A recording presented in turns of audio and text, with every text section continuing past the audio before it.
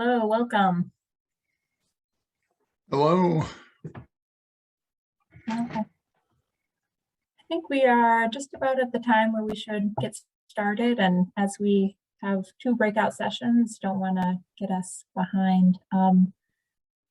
We're going to start out with having Cindy Folk present.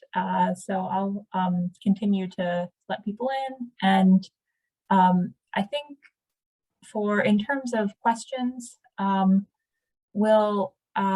you would like, as we're sharing our presentations, to put your questions or comments in the chat. We can get to them at the end or interrupt the presentation kind of in the middle if needed to answer any clarifying questions. And then at the end, we should have about 15 minutes or so for answering questions and discussion. So at that point as well, it looks like we're just a meeting format. So if folks would prefer to unmute and ask their question, you're welcome to do that in those last 15 minutes as well. And then otherwise, I know we're all probably pretty familiar with Zoom at this point, but if you when you come in, if you could put yourself on mute just so that we limit the background noise, that would be great. And Cindy, you want to go ahead? Yes, good afternoon, everyone. I'm Cindy Folk. I'm the program leader for Agriculture and Natural Resources at Central State University. I apologize. I had my computer crash a couple days ago, and it looks like my camera was what the patient that didn't get fixed. And so I apologize for that, but I'm certainly glad that everyone is here and joining us for this kind of what we want to do is an overview of some of our beginning farmer programs that we have at Central State University. And just to familiarize folks with Central State University, we are a 1890 land grant. And so just a little bit of a background in the land grants. There's 1862s, which were an act of Congress in 1862 to start land grants.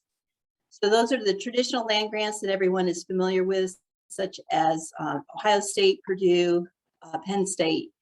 And in 1890, especially some of the land grants in the southern United States were not allowing Black students to attend.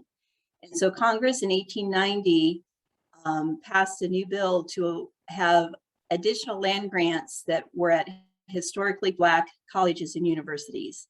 And so this is how Central State became a land grant, except instead of it happening in 1890, it did not happen until 2014. So we are a new land grant, and our focus and the audience that we work with are underserved audiences, minorities.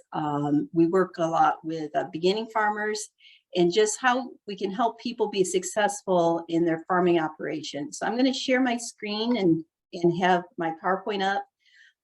So beginning farmer programs is certainly, as I said, an area that we're very involved with Central State University. And we have started some here in the Southwest area, but then we're expanding those across Ohio, because as an extension program, we're working all across Ohio. We have 60 target counties, and our target counties are counties where we have higher poverty rates as compared to other counties. And so we really are focusing on those underserved audiences that may not have access to resources, and how can we do outreach and engagement to work with folks.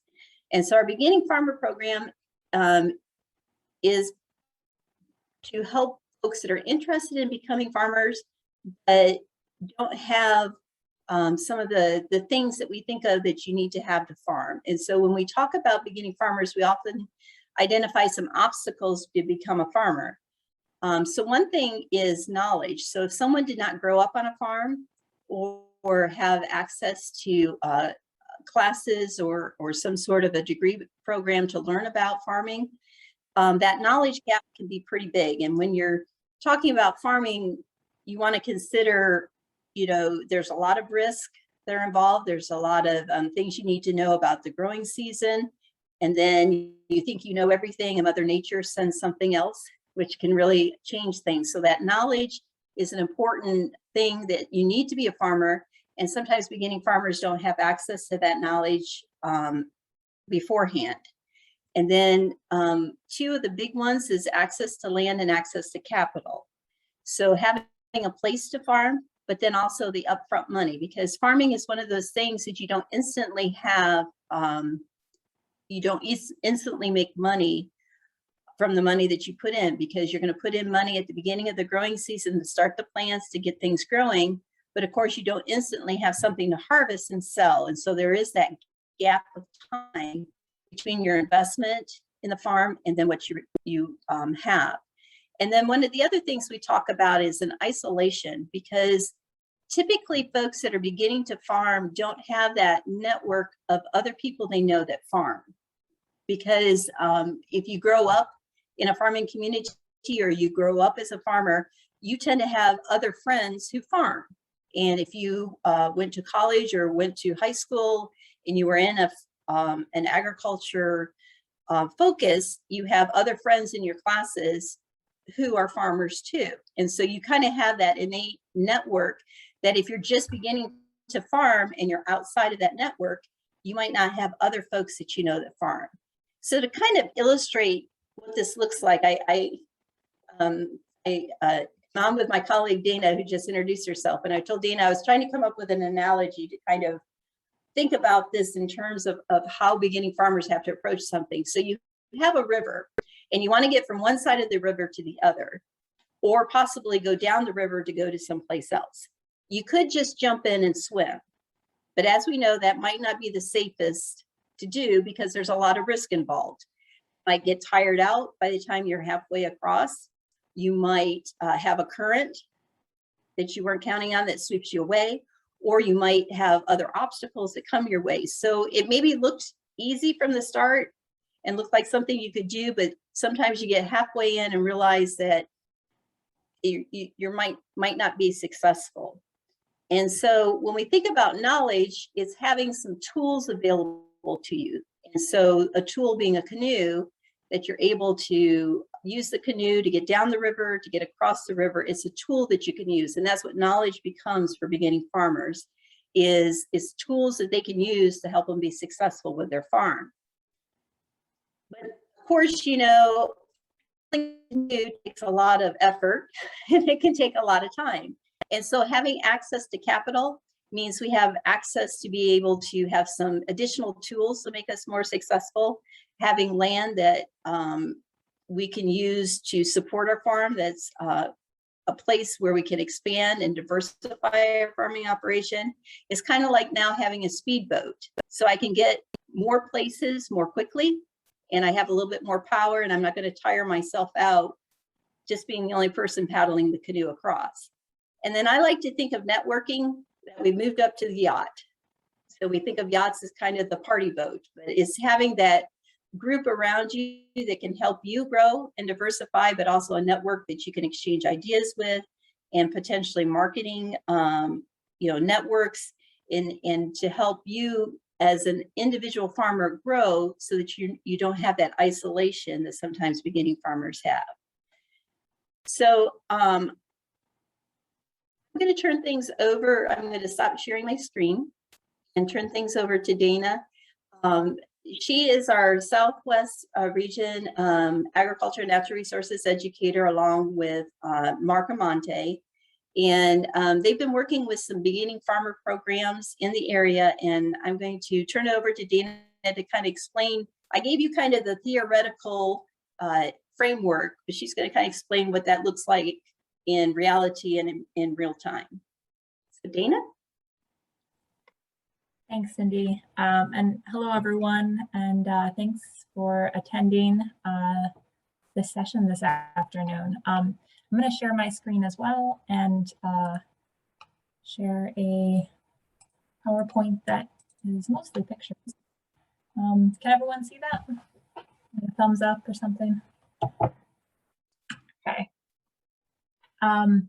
So as Cindy mentioned, my name is Danahilfinger. I'm one of the extension educators in agriculture and natural resources in the Southwest region of Ohio, working for Central State. My contact info is on that slide, dhilfinger@centralstate.edu, and you're welcome to reach out if you have further questions or would like to chat more with me. A big part of my role is to provide technical assistance to farmers around the Southwest region of Ohio. And so that includes going out and walking farmers' land with them, kind of working through issues with maybe it's bed preparation or land management, or pest and disease pressure, things like that. So just wanted to let everyone know I'm a resource in the region. My background is in small-scale fruit and vegetable production, and really a focus on organic and regenerative methods. And a lot of the programs that Cindy kind of gave an overview of that we've been implementing specifically in the southwest part of Ohio have focused really on that small-scale fruit and vegetable production. So currently we are working with organizations around the Southwest region, which includes Dayton, Columbus, and Cincinnati for us, as well as areas in between. And I'm going to talk a little bit more today about some of the programs that we have going in Dayton, Columbus, and Cincinnati. We also have some really strong partnerships in Springfield as well with urban farming group there. So this is by no means kind of a full list of everything that we're doing, but just to kind of highlight some of the work. A big part of the programs involves these really kind of hands-on, demonstration-based and learning by doing classes that are focused primarily at this point on growing vegetables. So we are operating these classes with partner organizations or partner farms in Dayton, Columbus, and Cincinnati. And on a couple of our sites, specifically in the Dayton area, we also are able to provide space for participants in those programs to grow produce. So in addition to attending classes and learning from myself or from other area farmers about how to grow produce, the participants also are able to go out then and have access to a small plot of land at our Edgemont site. It's about a ½ acre total. At Trotwood, it's about an acre. That's split between these groups of farmers, and where they're able to try all of the techniques and skills that we're teaching in the classes. So they're getting that in on-farm experience as well. In addition, we also are working with extension educators in other groups within Central State, including our community and economic development educators. And I think I saw Amber on the call today. She's one of our CED extension educators in the southern region. We're working with them on developing business and crop planning classes for the winter months. Those will include kind of everything from getting started with a business plan to marketing, record keeping, everything like that. So we're going to be incorporating those into these programs as well. I wanted to highlight specifically some of the programs in the Dayton metro area first. So our two really great community organizations that we've been working with this past year are the Greater Edgemont Community Coalition. For those of you who saw the Agraria fellowship video that was played after the keynote speech, Amope Carter is one of our partner organizations, is a part of the Greater Edgemont Community Coalition, is our farm manager at that site. And then we're also working with the city of Trotwood at another site as well. We started this process back in the winter by talking with the community coalition in the city of Trotwood about what kind of the program would look like, what classes would look like, and what the structure of the program would be. And then hosted information sessions trying to recruit individuals to be a part of this. So those info sessions included members of the community and of the surrounding area who are interested, aspiring to be farmers or aspiring to grow food for themselves or their families or their community. Those are a couple pictures of the info sessions that we had, which were back in February. It was pretty nice to be in a greenhouse at that point. It was about 60 degrees or so on a really cold, otherwise February morning. Here are a couple of just a couple more examples of at our Edgemont site. They have a great greenhouse. And in the second session that we're doing right after this, we'll have our farm manager, Amope, with us to talk a little bit more about Edgemont and their work that they're doing. But these are just some examples of the greenhouse beds that they have, as well as some of our beginning farmer participants too, in that picture on the right. It's Deontay, Victor, and Reggie.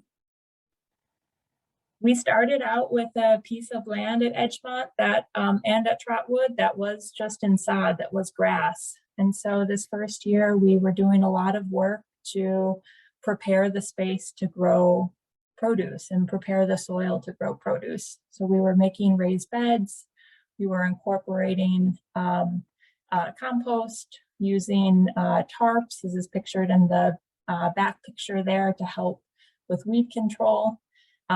Certainly been a learning process, and the weed control has not always been perfect, as you'll see, but it's a lot of learning by doing, which I think the participants in the program have appreciated. We do classes, at least in the spring we were doing classes weekly, and then as we went into summer, and then now moving into fall, we do classes about every other week to every 3 weeks. Those are really, as was mentioned at the beginning, field-based classes. We're out looking at produce, looking at the vegetables as they're growing, demonstrating techniques, talking about pests and diseases, showing how to harvest a watermelon, etc. You know, so that people are getting to see it in the field or do it themselves. And we're working on really even incorporating more of that in the future. It's not always perfect, but it's been a really good learning experience, I think. The farmers as well at both Dayton and Trotwood, they sell their produce as well that's grown on the site. So both of our partner sites facilitate a market in which they're able to sell their produce. So that picture in the bottom right is one of the participants at Trotwood who's selling her produce at one of the markets. And then here are just some more pictures of kind of the field and the activities and classes. We did a lot of kind of work initially talking about soil structure, soil texture, soil testing. And so we encourage people to get their hands in the dirt, and that's what we're doing in the right, looking, as was mentioned, I think again earlier in the keynote, doing those field tests to identify what kind of soil we had at our sites. This is just a picture of the Edgemont site from a month ago, or maybe 2 months ago, where it was filled with onions, greens. We had some cucumbers that were in the works and tomatoes. We had some weeds. We are a learning farm. So it's, you know, it's really expanded from an area that was last year just a, you know, kind of a sod field to a space that was growing a lot of produce. And then just to talk briefly about some of the other partnerships that we have with other organizations and the programming that we're doing. We're working in Columbus with a partner farm, Southside Family Farms, which has 2 urban plots on the south side of Columbus that are run by Minister Aaron Hopkins, who is in the shirt there. And then he also has some land that he's renting on a rural property out in Johnstown, Ohio as well. And we've been doing classes at his urban sites once a month on urban gardening and market farming, really kind of talking about, you know, going through these key topics around bed preparation, planting and crop selection, pest and disease management.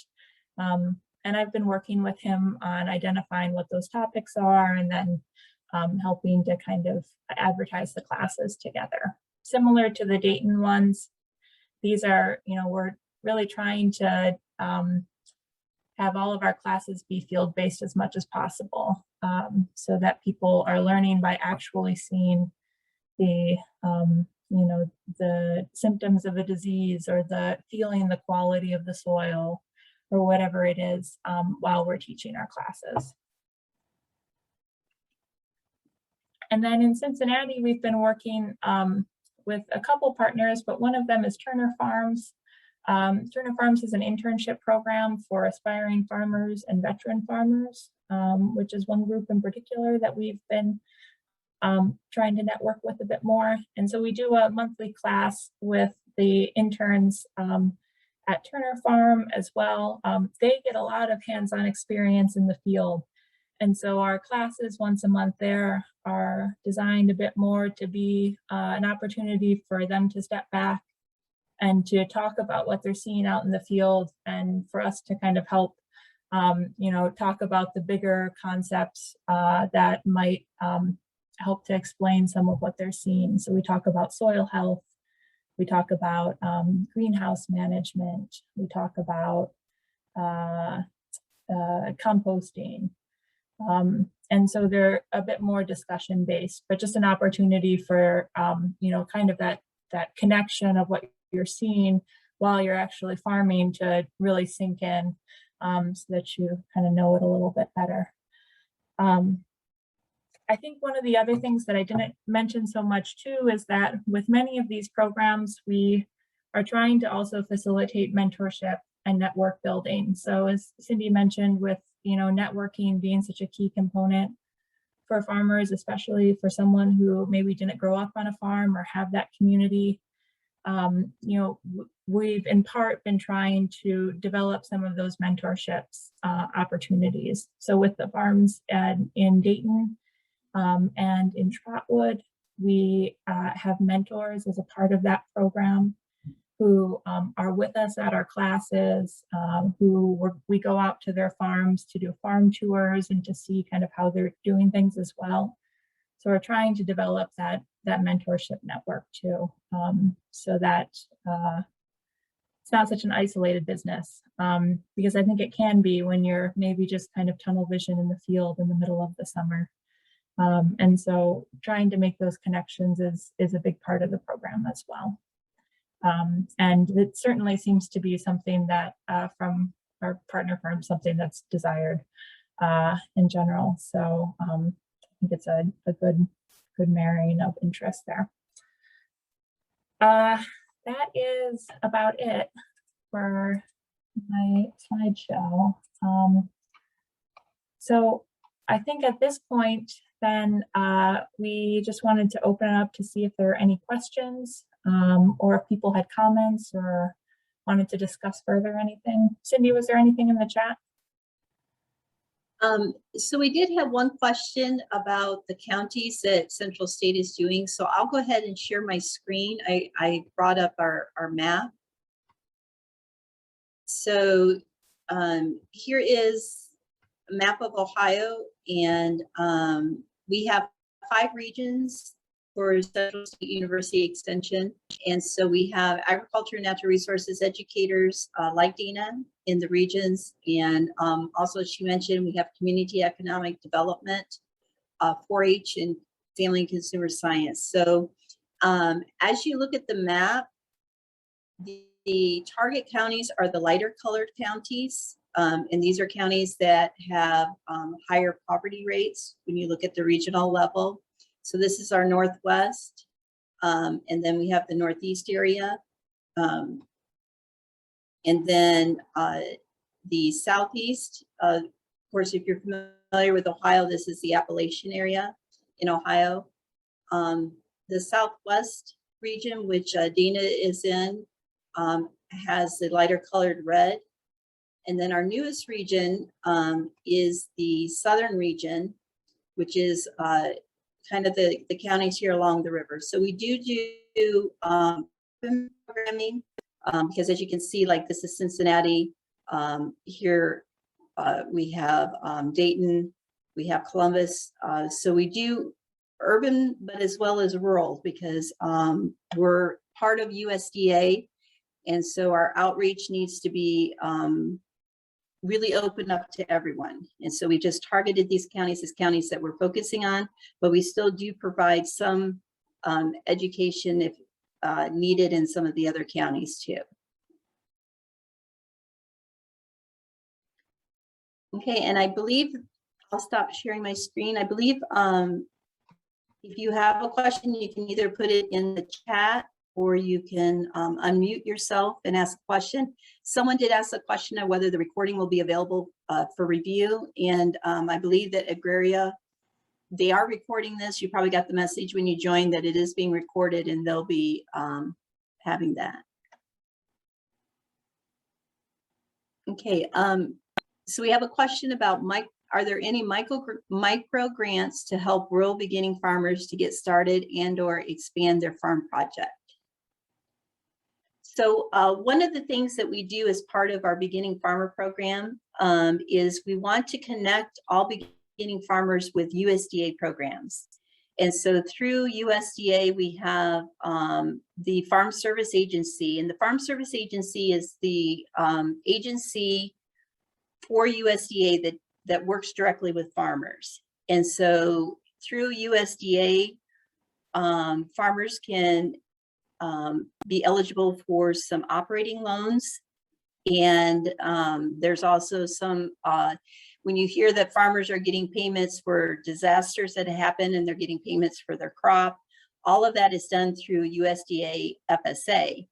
And so the farmers that go through our beginning farmer program, we help connect them with their local FSA and also help them to learn about the programs that are available. And for instance, one of the big things that you need to be eligible for some of the loans with USDA is you need to have your business plan. And so as part of our training program is to help farmers develop that business plan so that when they go to apply for the loans, they can be successful to get that access to capital. So Dana, if you want to add anything to that. Yeah, the other program that I believe it was mentioned before the keynotes as well was the NRCS, and specifically the NRCS EQIP program. It's EQIP. There's no requirement for that program for a certain number of years of experience.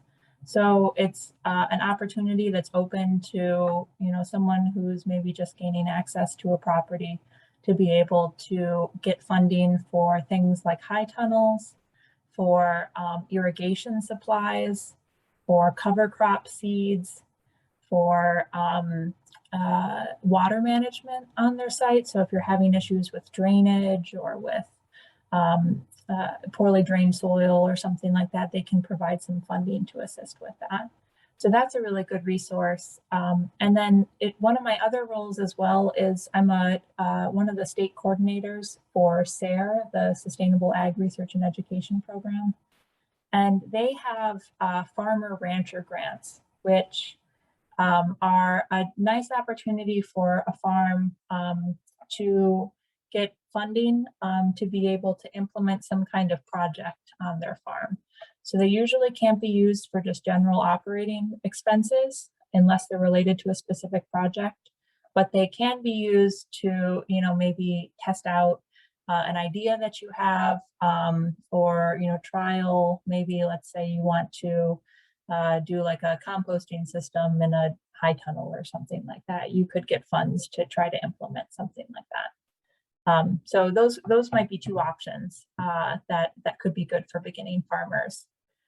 Jonathan, I see you have your hand up as well. If you'd like to unmute, go ahead. Yeah. Awesome. Thank you so much. I appreciate all the information. I think I'm with Zakia on wanting to know more about getting involved in the Beginning Farmers program. I guess I did connect with my NRCS and I completed an EQIP application.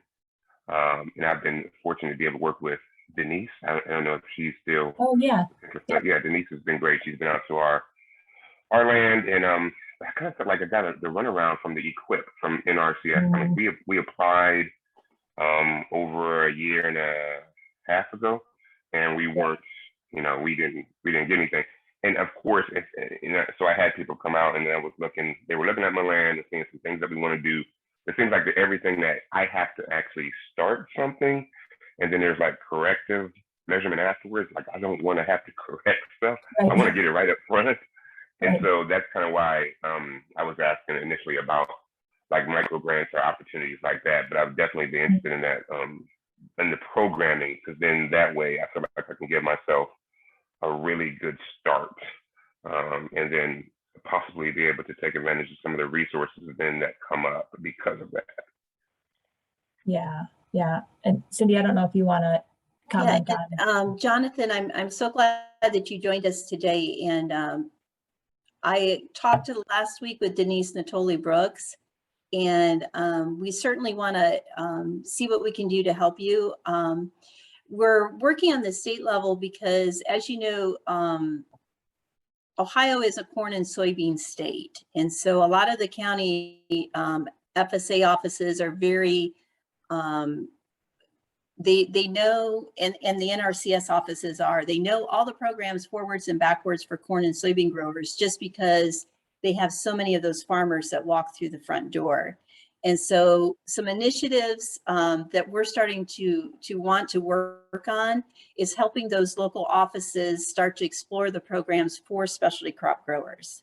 And there is programming available for small scale farmers through USDA. And so we're really trying to help educate local offices so that they can be more responsive for small growers. So we definitely will be visiting back with you. And I put in the chat for Zakia too. I have Dana's email there. So if you're in the Southwest area, please feel free to email Dana. And then if you're in any other part of Ohio, please email me, and I'll connect you with our local regional extension educators in your area so that we can start that dialogue. Because so Central State became a land grant in 2014, but we really just hired all of these educators in 2018. So, or not 2018, 2020. So they've only been aboard for a year. And we're finding, as we're starting to work with more farmers, and especially minority farmers, that there's a bit of a disconnect with programs that are available and matching those opportunities with farmers who want to start working in that area. So that's why we started this Beginning Farmer program, was to try to identify those farmers so that then we can help you. And so like in the Southeast, we're hoping to begin a Beginning Farmers program. The one that we have here in Montgomery County that Dina was describing is kind of like our pilot project. So they've almost completed a year, and we've been getting feedback after every class from everybody who's participating to try to identify areas that maybe we didn't cover that would be helpful, things that they want to know more information about. And then our hope is then to take that information, and then we're going to start having it around the state. So definitely we want to hear from folks so that we can connect you with your regional educators. And we really want to know about stories where you are having some trouble with our USDA partners, because that's why USDA has extension, funds extension. So our funding comes from USDA directly, and then we have matches from the state of Ohio.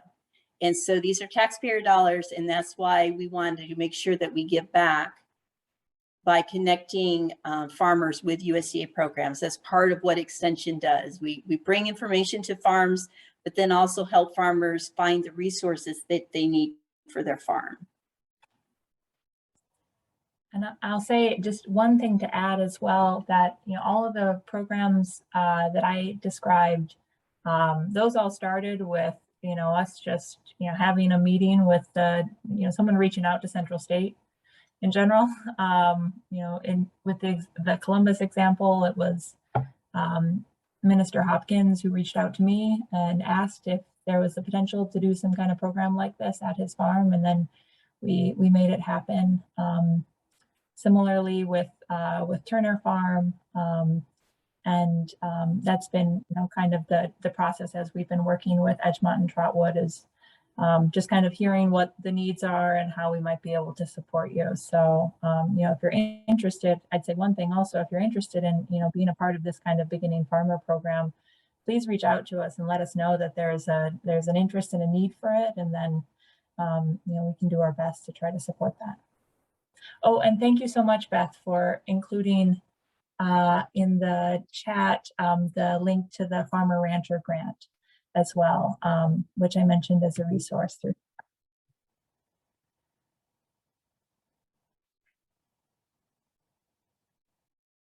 Are there any other questions? I was just wondering, at least in the counties that I am familiar with and along the river, Hamilton, Claremont, Brown, Adams, Highland, and Warren. The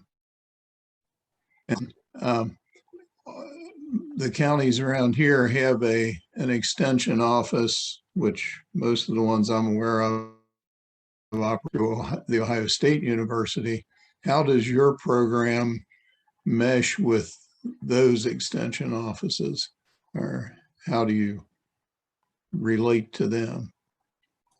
So we work with our sister land grant, which is Ohio State University. And of course, they've been in Ohio for, since 1862. So they have a very good system and have been working with a lot of farmers. And we're really here to complement what Ohio State is already doing and not to compete. So Ohio State has certainly been helping farmers around Ohio for a very long time.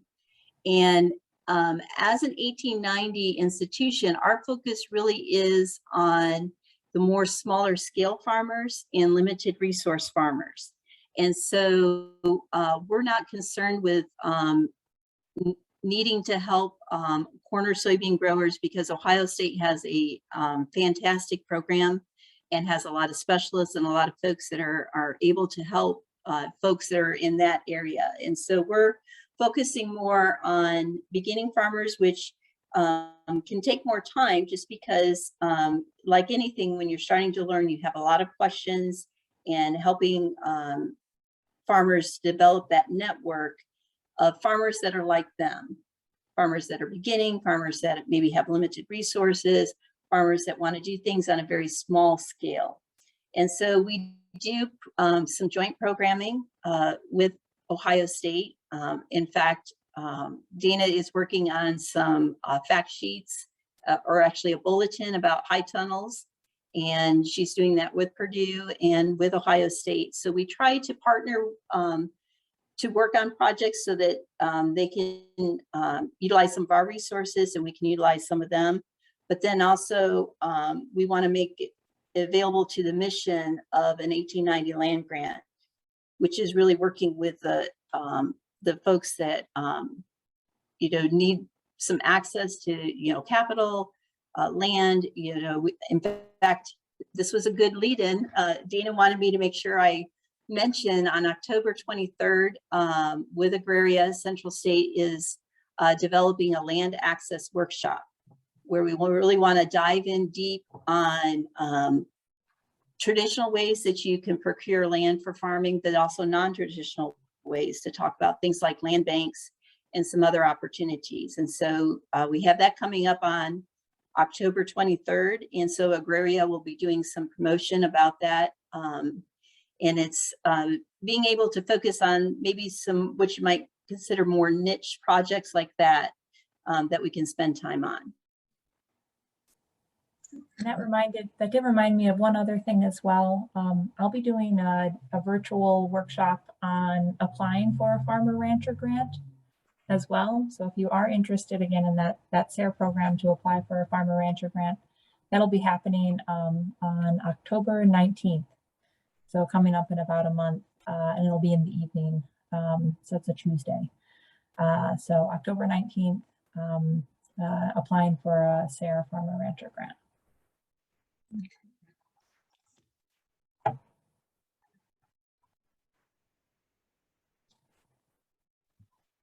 Okay, I think we have just about 3 or 4 more minutes in our session. So are there other questions that we can help you with? And certainly reach out to Dana or myself afterwards if you have other questions or need more information.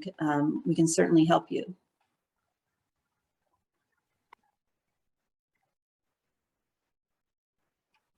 Okay, I would just like to say this has been very valuable to me. My one interest is trying to do whatever I can to assist beginning farmers, and especially beginning minority farmers. And I was not aware of your existence, whatever. So this is helpful. Yeah, we're a bit of the new kids on the block in terms of extension, at least. So yeah, please feel free to share what you've learned today as well with others. We're happy to make more connections and help. Okay. Well, I think if there aren't any other questions, I don't know that we really have much of a break between the next session. So if you'd like to go to another breakout session, then we'll see you. If you want to stick around for part 2 of this one, which will be kind of going over the same thing, then you can stay in this room. But otherwise, thank you for coming today. Thank you very much, everyone. Thank you.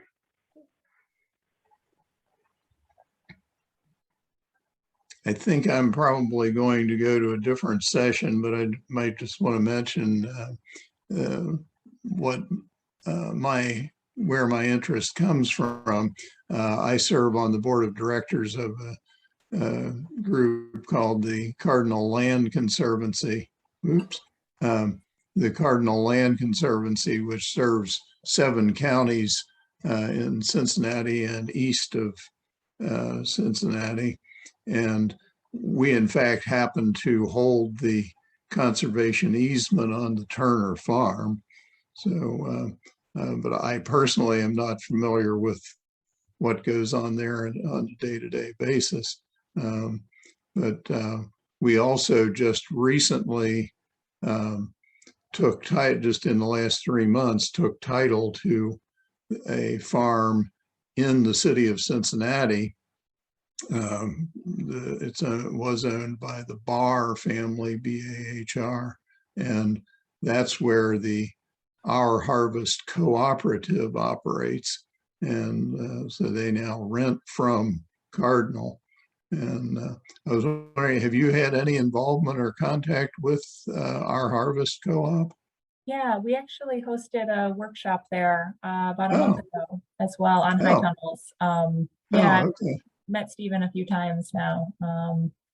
And yeah, they have a great operation there. Yeah.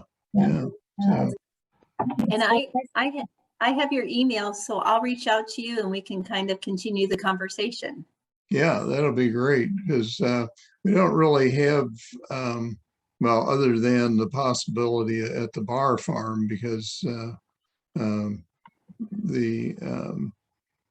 Our Harvest Co-op doesn't really rent all of the possible vegetable growing space there. There is some that Mr. Barr was administering himself.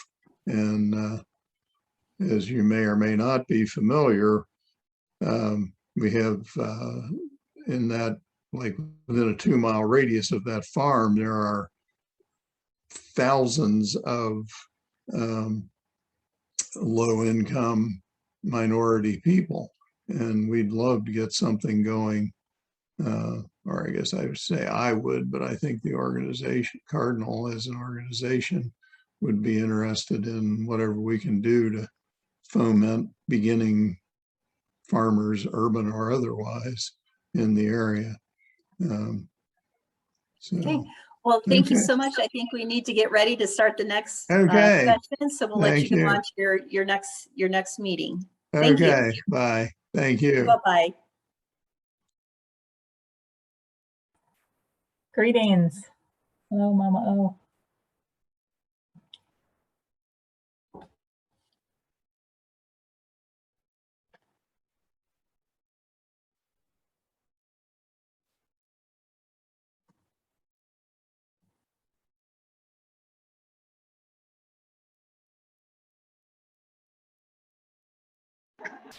I appreciate you guys. The things you said were so touching. I just really love hearing that. So thank you so much for being here and sharing that. Oh no, you're muted. Oh wait, you're muted again.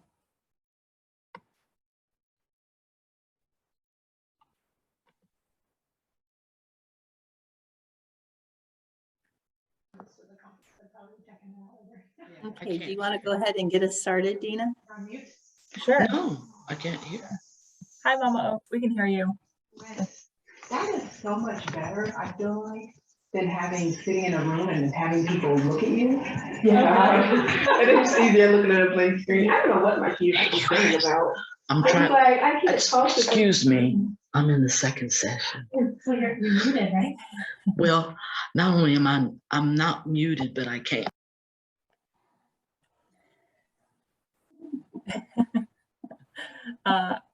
Well, welcome everyone as you're coming in. We can go ahead and get started. Hopefully, Mama O will figure out we'll get the audio figured out.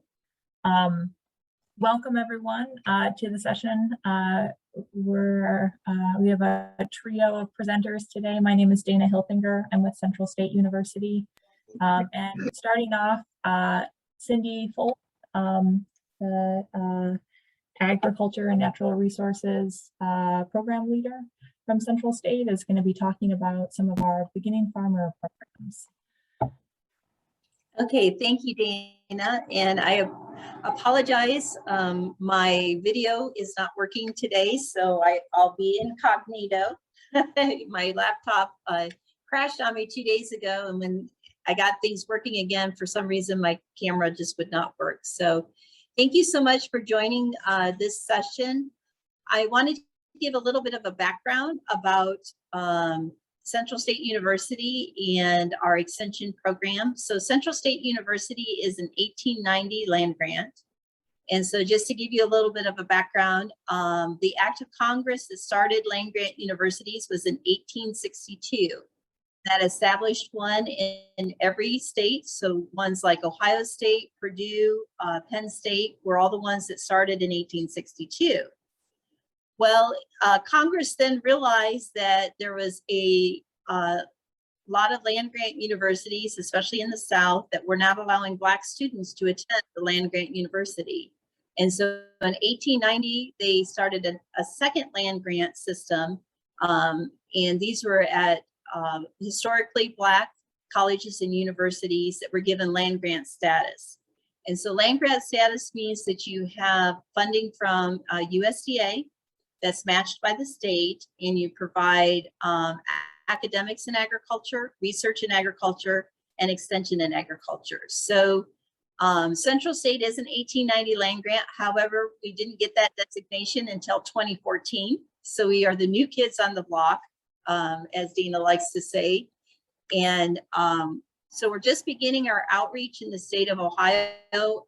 And one of the things that we focus on is the mission of 1890s. We focus on programming for underserved, underrepresented audiences. And so for farmers who are new farmers, small scale farmers, limited resource farmers, minority farmers, we focus a lot of our programming for farmers in these areas. We cover about 60 counties in Ohio. We have 5 regions, and we focus on counties where the poverty rate is high, and wanting to bring agriculture to folks who maybe might not have even thought about being a farm. So today we're going to talk about our beginning farmer program, and I'm going to go ahead and share my screen. So I just wanted to kind of give an overview about some of the things that beginning farmers face as obstacles to start farming. And one of these is knowledge. So if you've grown up on a farm, or you took agricultural classes, whether in high school or in college, you have some knowledge about how to operate a farm. And if you've not experienced those, there can be a knowledge gap to becoming a farmer. And so this can be an obstacle because knowing how the growing season is going to go, and then you have Mother Nature throw you a curveball, can be really hard if you don't have a lot of background knowledge about farming. And then some other things that we know can be difficult for folks starting to farm is having access to land, having an area to farm, and then as they're wanting to diversify the farm or expand the farm, finding other land to farm at.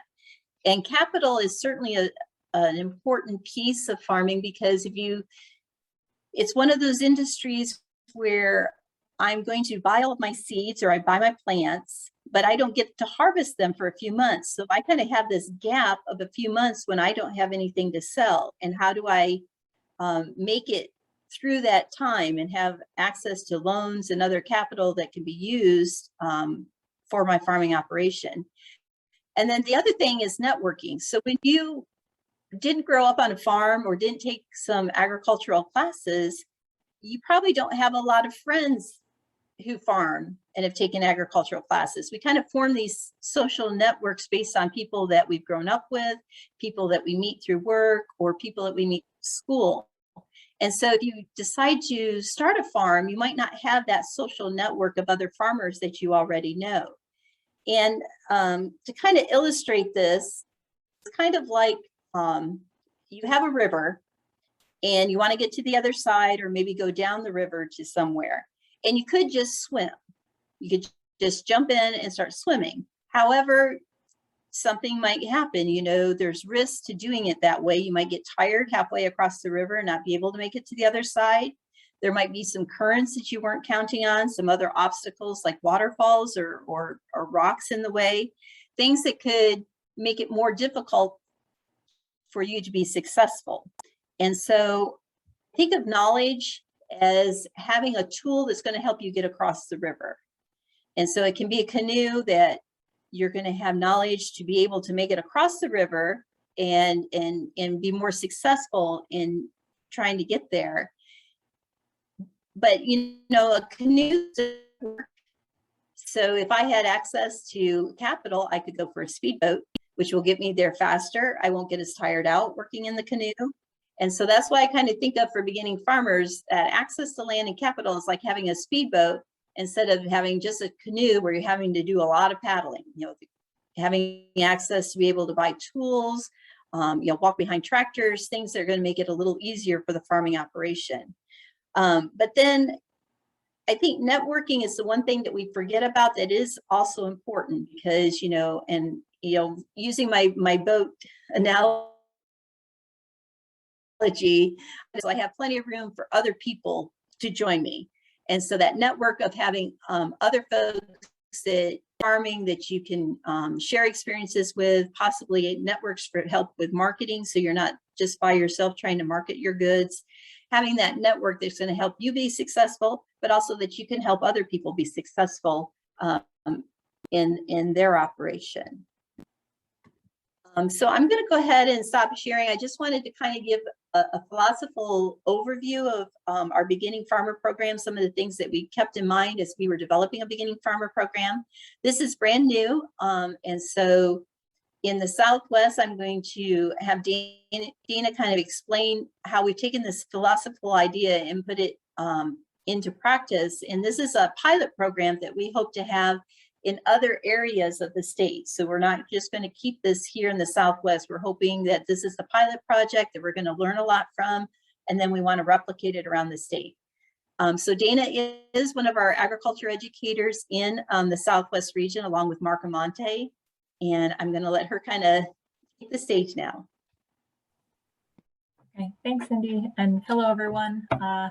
As Cindy mentioned, my name is Dana Hilfinger, and I am one of 7 agriculture and natural resources educators around the state of Ohio that work for Central State. I'm going to share my screen just to share a PowerPoint that mostly has some pictures of our beginning farmer programs. My contact info is on this slide as well. My email address, dhilfinger@centralstate.edu. So feel free to reach out to me as well if you have questions or would like to talk more. I'm going to talk a bit about some of the beginning farmer programs that we have in the Southwest, as Cindy mentioned, and focus specifically on some partnerships that we've been working on with two great organizations in the Metro Dayton area, Edgemont, Greater Edgemont Community Coalition, and the city of Trotwood. And then I'm also going to talk a little bit about some of the programming that we're getting started in Columbus and Cincinnati as well. A lot of what Cindy talked about with beginning farmers really rings true to me because that was my experience. I am a first generation farmer. I didn't grow up on a farm, but in addition to being an extension educator, I learned how to farm in my 20s, became really interested in growing food, and now have about 10 years of experience growing vegetables and fruit on a small scale, and using organic and regenerative practices. My personal farm that's just outside of Columbus, I grow about 2 acres of no-till vegetables and fruit. So I'm really passionate about this, and on some level understand the plight of some of the beginning farmers that we're working with. So a lot of the classes that we have going on, which is a part of these beginning farmer programs, are knowing all of that, are really field-based classes where we're trying to incorporate as much kind of hands-on learning or demonstration as possible.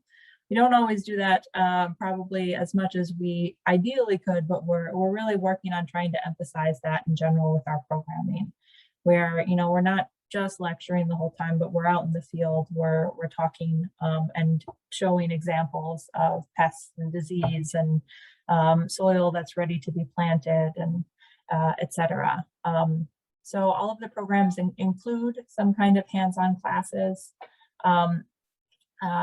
At our Edgemont and Trotwood partnerships, they have the farmers who are aspiring farmers who are participating in those programs also have a plot where they're able to actually kind of apply the what we talk about in class and learn from doing, gain experience and their own kind of personal knowledge from growing produce on their own. At Edgemont, that's about a ½ acre of space that we have that's right in the city of Dayton. Edgemont is a neighborhood that's in West Dayton. And then in Trotwood, a suburb on the west side, there's about an acre of space that's attached to the Community and Cultural Arts Center there that the farmers have access to.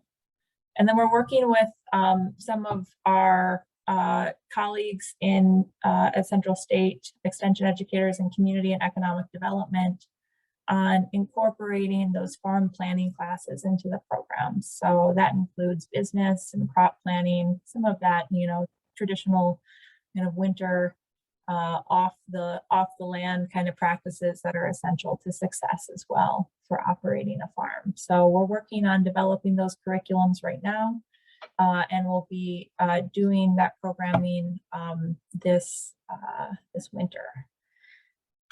So I just wanted to talk a bit more about, in particular, some of those programs in the Dayton metro area. And we have Mama O Amope Carter-Deboku, who is our farm manager for the Edgemont site, who will be talking a little bit more about specifically Edgemont's work here in a second.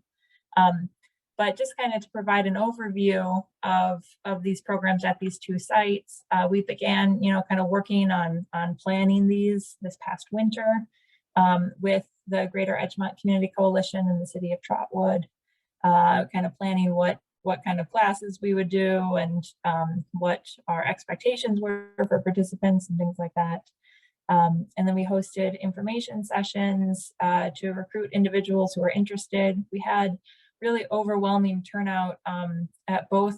I think we had hosted a total of 4 info sessions between the two sites, and we had a lot of interest for people who wanted to learn how to farm and grow food. And so these are 2 pictures of those info sessions of people who attended. We had the luxury of sitting in a greenhouse in the middle of February, so had nice, wonderful, warm 60-degree weather on a cold February day. So that was really nice. And Mope will talk more about Edgemont, but just to kind of share a couple pictures as well of the Edgemont greenhouse and the solar gardens there. And also these are 3 of our participants in the program, Deontay, Victor, and Reggie. And I think this was from that info session. So they've been with us since February.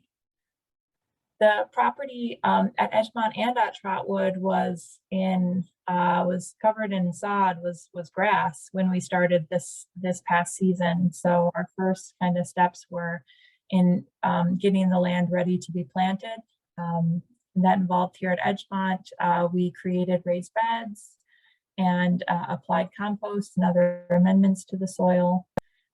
We used things like tarps to address some of the weed concerns, sometimes successfully, sometimes not, as you'll see. So it's been overall a learning experience there, certainly. We also, these are, just some pictures, again, of those classes that I've been talking about. A lot of the classes, a substantial amount of the time we've been spending out in the field, especially during the summer months, as the weather was agreeable to that. Although we definitely had some classes where we were out there in the snow or the rain, and exposing to people to the realities of farming. But these are some pictures from the bottom. Pictures are from our Trotwood site, and then from our Edgemont site, where we're doing hands-on classes. Or in the picture on the bottom right, we have one of the Trotwood farmers who's selling some of her produce at one of the farmers markets that the city of Trotwood hosted as a sales outlet for farmers in the program. Edgemont also has a farmers market for individuals, for people to be able to sell produce grown on the plots. Just some more pictures from the site and some of the activities that we're doing, teaching about season extension and row cover, which is the picture on the left there, being able to extend that growing season so that we don't, just have 5 months of frost-free time where we're able to grow produce, but we're able to grow it close to year-round using some of these methods. And then, as I mentioned, there's we are taking a site that wasn't formerly an agricultural field. So, we did some work, especially at the beginning, to talk about, looking at the soil type and analyzing soil. That's a picture of folks grabbing soil that we dug up and doing some field tests to identify kind of what that texture is in the soil, which we had a pretty heavy clay. And then this is a picture of Edgemont from a couple months ago, excuse me, where we have the produce growing. We're using tarps again for some of that weed suppression. We have onions and greens, as well as collards and cucumbers, tomatoes. So growing a variety of different produce on the site.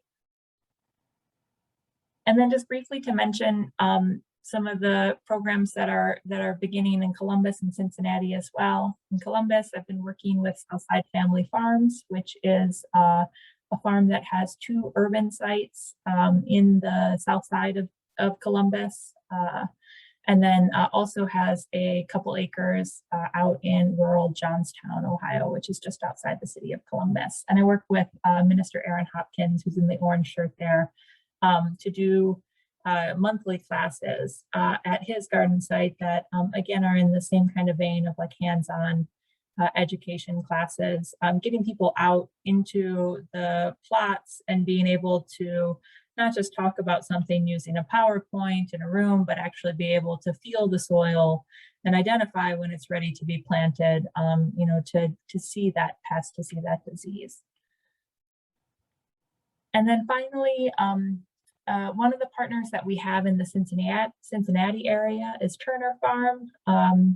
Turner Farm has an internship program where they host aspiring farmers as well as veterans.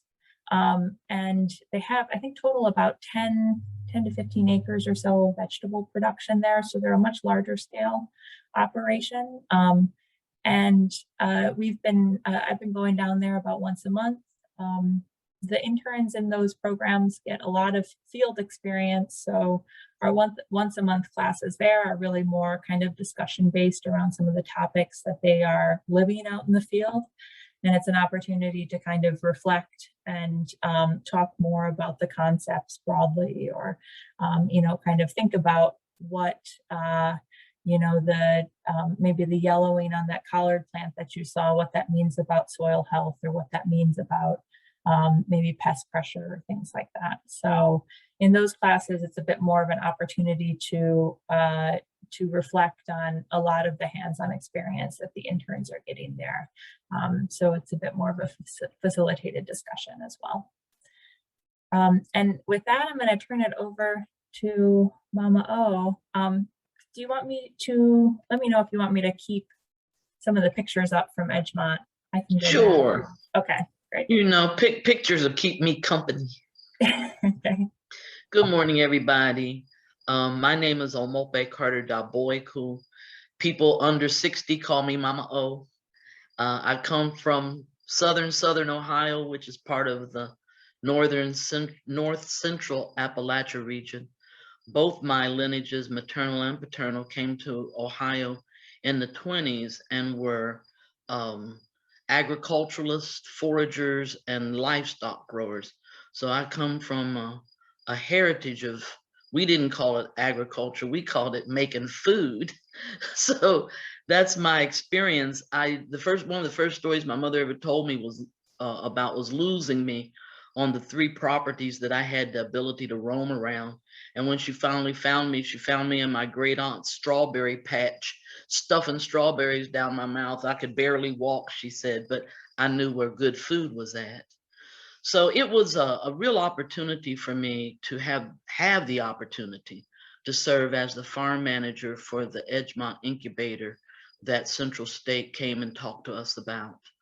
When Dr. Folk came and brought a couple people with her, and we went out there and walked on that Scrabble land, and she began to talk about what she envisioned.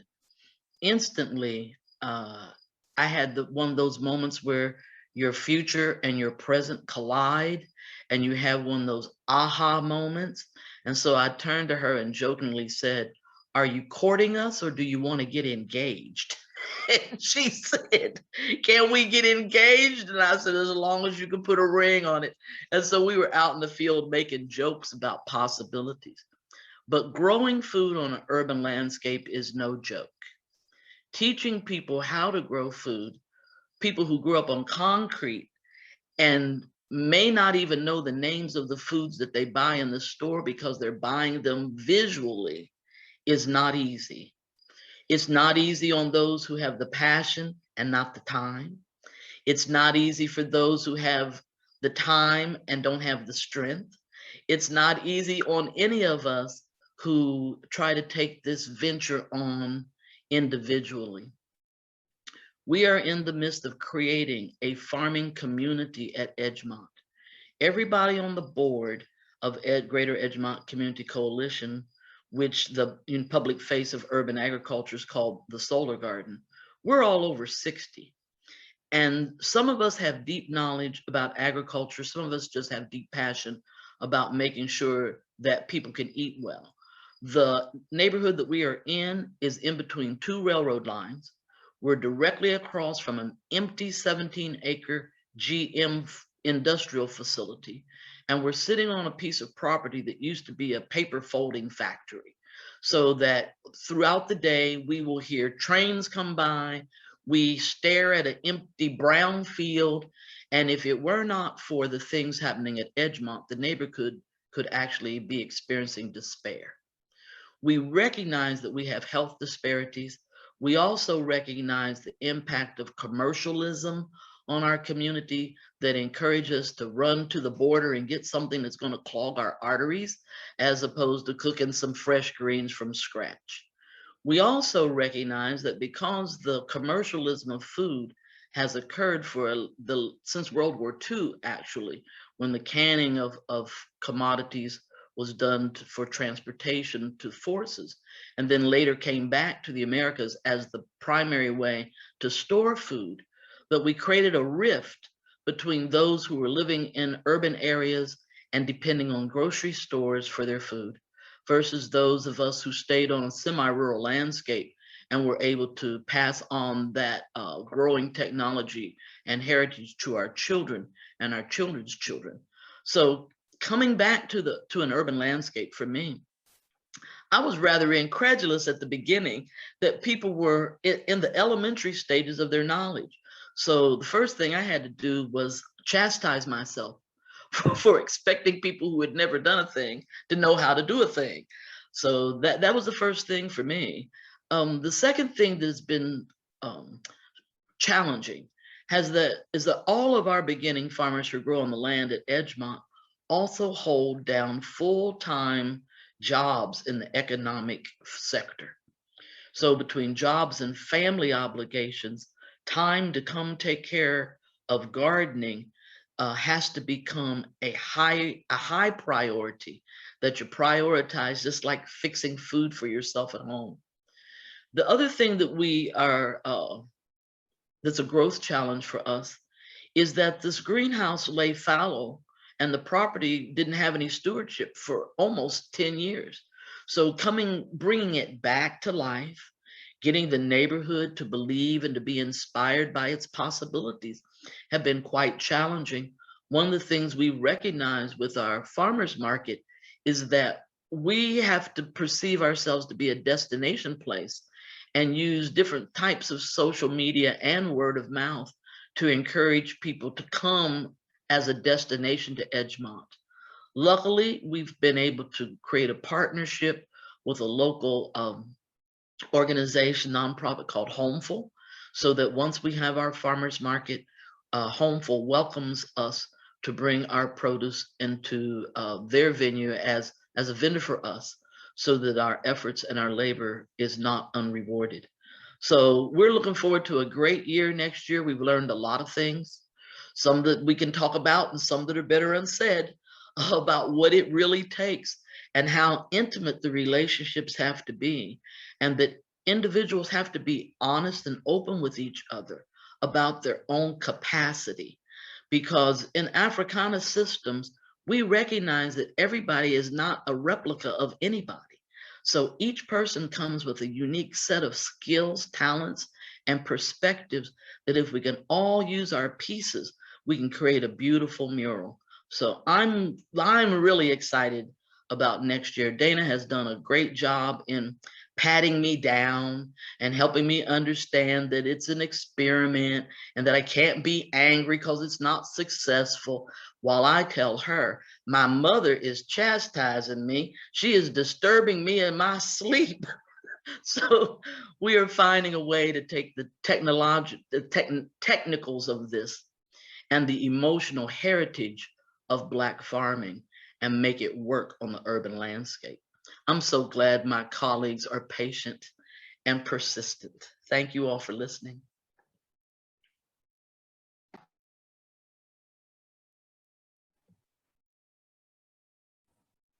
Thank you so much. If anyone has any questions, you're welcome to put them in the chat or unmute and ask them out loud. And Mama O, we appreciate you a lot as well. That cannot go unsaid. And I'll have to say our engagement's working well because it looks beautiful out there. Okay, we have a question. How small is the smallest scale farm that you'd work with? And so I have a definition of farming that's not a one you're going to find in the dictionary. But I believe a farm is when you're selling something. The word that I do not like is the word hobby farm, because farming is such a, it's not something you can put down and walk away from. So it's not a hobby like knitting where I can knit part of the scarf, I can put it in the bag and then pick it up 6 months later and it's exactly where I left if I leave a farm 6 months unchecked, it's going to be a mess. And so there is no such thing as a hobby farm. But if you are raising any type of agriculture product and selling it, then we consider you a farm. So even if you're doing container farming where you have containers out, that's considered a farm. Raised beds, that's considered a farm. So we're willing to work with anyone that's a farm. Just with our USDA funding, since we don't have a lot of people, right now we don't have enough resources to be helping folks that are doing just community gardens or gardens for their family. But if you're interested in growing where you're going to be selling your product, we definitely would love to work with you.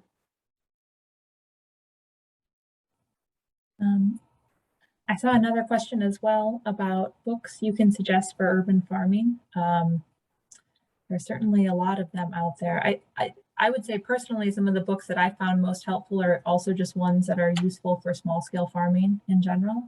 The keynote speaker, Leah Penniman's book is great.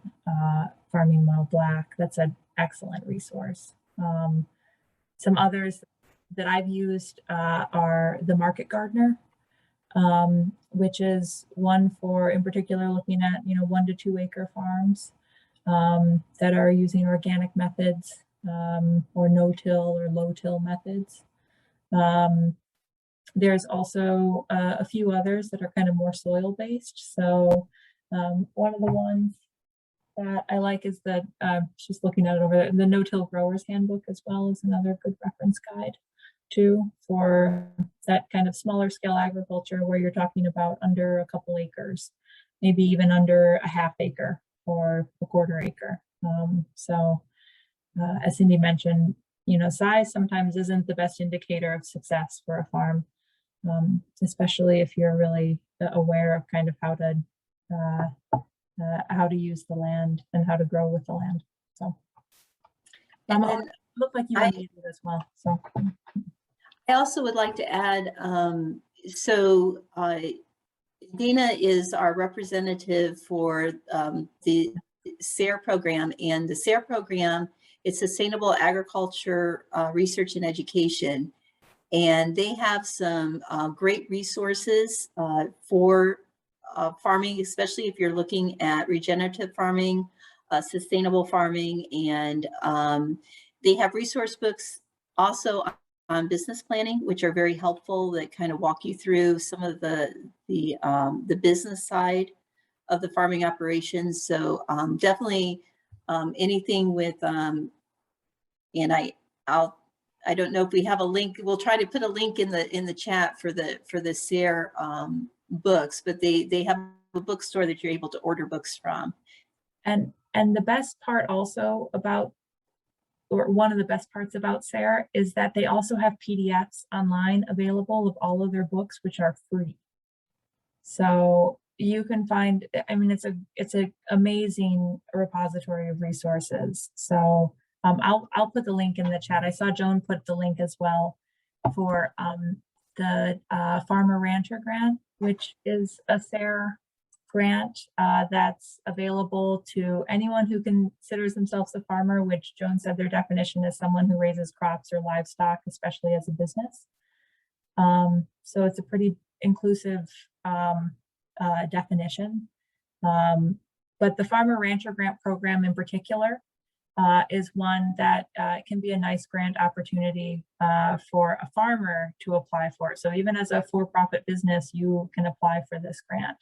And it can provide funds to fund a specific project or a specific question that you have about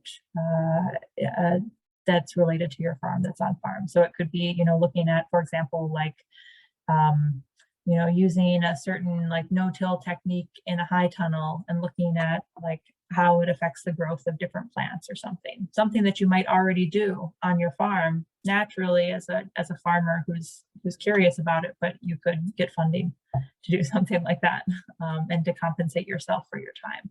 So it's a really great resource. And just one other note on that too, I'll be doing a virtual workshop on applying for that grant. So if you are interested, on October 19th, which is a Tuesday in the evening. We'll do a virtual workshop on applying for a SARE Farmer Rancher grant, where I'll kind of go through the process and provide some tips for how to do that. If you aren't able to attend that recording, then we'll also have the recording available for you to watch afterward. So we'll publicize that. I will be sure to share it with Agraria. So if you signed up for Agraria's listserv through this conference, then you'll get an email about it as well. So. And in the chat box, I put Dana's email address as well as my own, just so if you have any questions afterwards, go ahead and send those to us. I'm also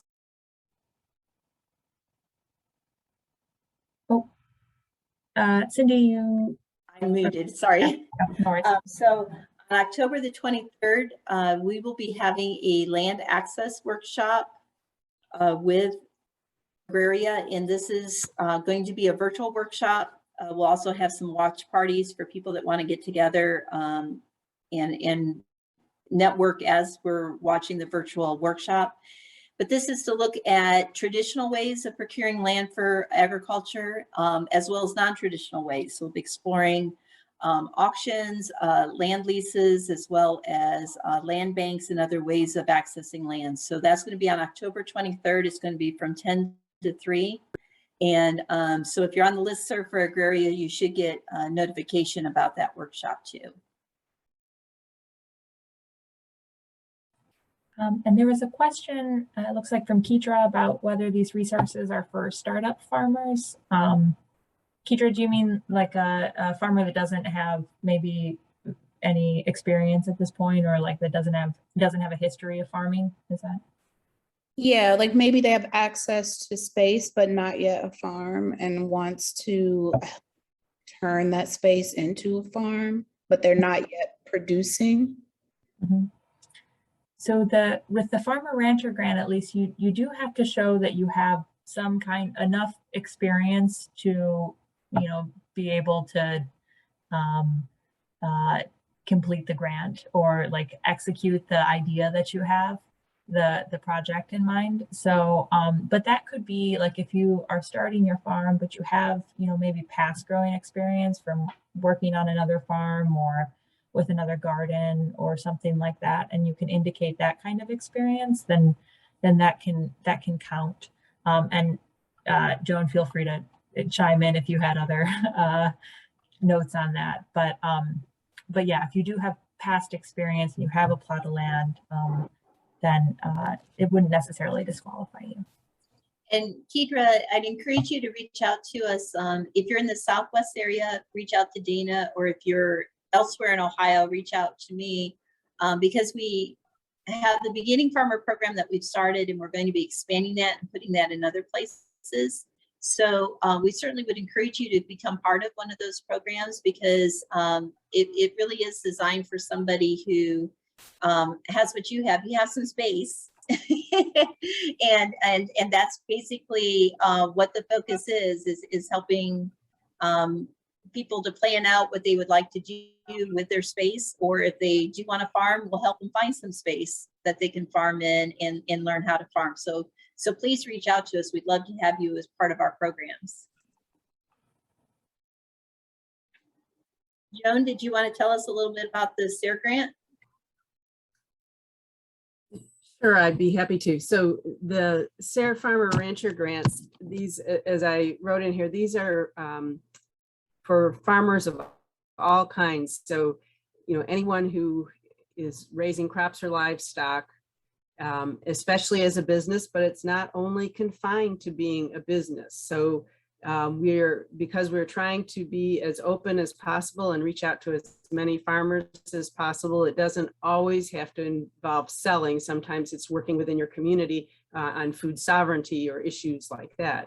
So these grants are to solve a problem on the farm or ranch using sustainable agriculture practices, and then we want you to share that information with other farmers or other people who could benefit from it. So you don't have to own land. You don't have to have a certain level of income. That's the only definition that we go by. The grants have changed somewhat this year, so the amount that people can request is higher. So for an individual farmer, you could request up to $15,000. And for a group of farmers, which we now define as 2 or more farmers from separate operations, you can request up to $30,000. But these are to solve a problem on the farm or ranch, so they're not for startup costs. But if the project you're working on, so if it can be a marketing project, it can be a production issue you're trying to solve, any of those kinds of things that you're trying to deal with that involves sustainable agriculture practices as a solution. And, one thing we like to tell people, as long as you learn from these, we consider it a success. So, it's not always going to work out. These are research or education projects. And that's the point of being able to provide you with funding, is that, try something out and see if it works. If it doesn't work and you share that information with others, then, that helps build the knowledge for the whole community. I saw a question in the chat as well. And thank you, Joan, for sharing that. I saw a question in the chat as well about how to register for the workshop on the 19th about applying for our Sarah Farmer Rancher grant. I'll again share out the link. We're just finishing up the flyer and registration link for that. So I'll be sharing that out within our email listserv, and it'll go to Agraria and some of our other partners. So if you are interested in hearing about that, and you want to put your email in the chat, or you want to email me and let me know, I can add you to the list. But otherwise, if you're on the Agraria listserv, or if you are on any other group that I'm working with, Jen, I believe you asked the question, so I'll share that with the beginning farmer programs at Edgemont here in the next week or two. We had a question, and Joan, you can come in if you want to answer this. We had a question about the SARE grants. So we're part of the North Central region, which is, Joan works with the North Central region. So Joan, we have some people outside of the North Central region on the call. So can you kind of help them if those grants are available? Yes, so SARE is a national program, and we have 4 different regions. So I saw someone here was from Kentucky. So you would be in the Southern SARE region. So if you go to SARE.org, SARE.org, you can click on your region. And so there's North Central, Southern, Western, and Northeastern. And so yes, anyone in the United States has an opportunity to apply for these grants as a farmer, but each of the 4 regions runs independently and has different administrative councils. And there are farmers on those councils who help decide what kind of grants they're going to give out. But the grants are different and the timelines are different for each of the 4 regions. So you really, if you're not in the North Central region, our timeline won't apply to you. So you need to contact your Southern SARE representatives and ask them about theirs, or look at the website and see when their SARE grants are open for you. And they have, and all of us have several different kinds of grants. So it's not just the farmer rancher grant. In some regions, they're called producer grants. So yes, no matter what state you're in, there is a SARE grant option for you, but you just need to contact your specific SARE representatives to find out what the timeline and the specifics are about the grant in your region. It looks like we're just about at 3 o'clock, and I know the next keynote is starting right at 3. So we'll wrap up here. Again, feel free to contact us if you'd like to learn more about our programs, or just have other ideas for how we can be of assistance. We'd love to hear from you. And then also just remember, the keynote is on a different Zoom link. So if you go to your email or to the program, you should be able to find the Zoom link for the next session. Thank you, everyone. Thanks so much for joining us. Bye-bye.